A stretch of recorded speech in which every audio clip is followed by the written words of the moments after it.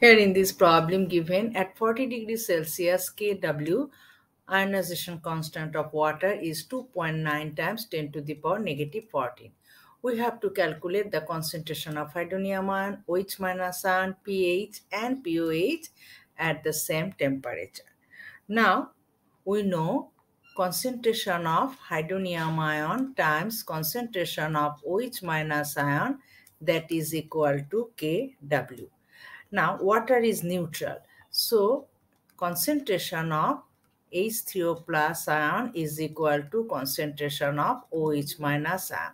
So, we can write concentration of H3O plus ion square is equal to Kw, which is given here, this one, 2.9 times 10 to the power negative 14. So, concentration of